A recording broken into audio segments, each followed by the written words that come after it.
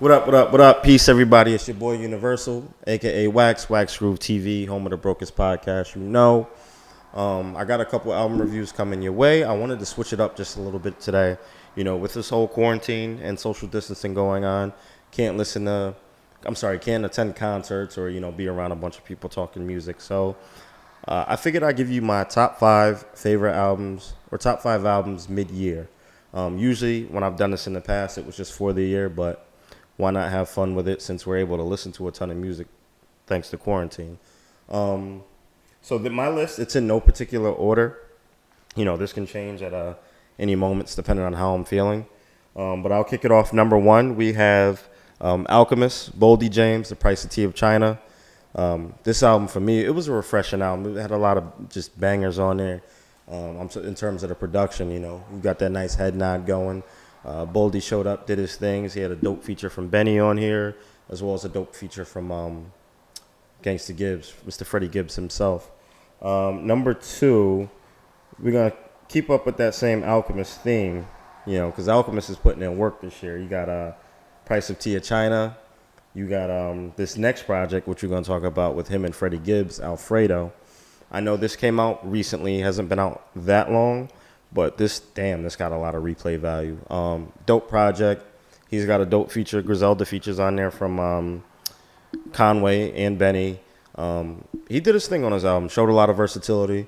Same thing with Alchemist. He's been putting out beats and projects like this forever. You would think, it got stale or was just no longer refreshing, but he's switching it up along with keeping Freddie sharp. They both doing their thing, but we kind of already knew what to expect from Freddie in a situation like this, thanks to the joint project with him, Currency, and Alchemist, Fetty. So Freddie definitely shines on Alchemist beats. Now we got number three.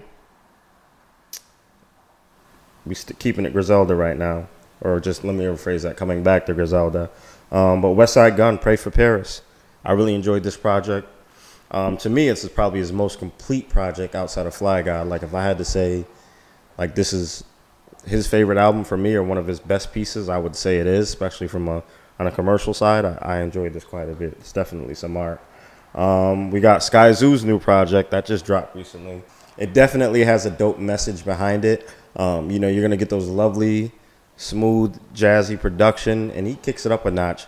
Still keeping that heavy jazz sampled, jazz influenced production, but it hits. It's like the perfect production for this project and the message behind it. He dropped that on Juneteenth, right before Father's Day, but it's pretty much dedicated to fathers. It's basically almost like a Bible for parenting, like fathering, I should say. Dope. Check it out if you haven't. And then we got my man Crime Apple, Jaguar on Palisade.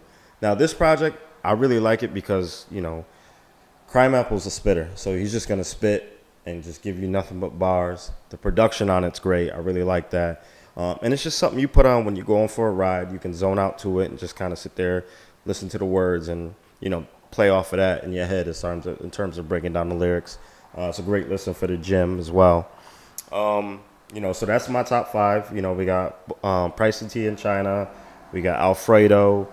We got Pray for Paris. We got Milestones and Jaguar and Palisade. I do have a couple honorable mentions. V-Dawn, he dropped an album earlier in the year called Black Mass. I'm a huge V-Dawn fan. I don't think he gets enough credit as he should as a producer. He actually put me on to like Dark Low, Ito, A Solo, Riggs. I wouldn't know about any of these artists if it wasn't for him. So shout out to V-Dawn because he's always putting out consistent fire as well. We got Huss Kingpin. This is another one. This man puts in a ton of work. He gave us the Gunpowder Project at the top of the year. That's still in rotation. Really enjoy it. And then shout out to my man Mayhem Loren. Him and Harry Fraud just dropped a project. It's dope. It's called Glass 2.0. He got the track on there, Poseidon's Wrath. Really love that track. And then Yucca. That's like one of my favorite tracks on there. That's just a banger. Like, as soon as that come on, your head start to nod. But yeah, that's what it is. Let me know what you guys are keeping in rotation, what your top five is so far for the year. Hoping we'll hear from Mr. DCYOP and Mr. Esteban Ray. But yeah, let me know. Make sure you like this video, share, comment, subscribe. Wax Groove TV. Peace.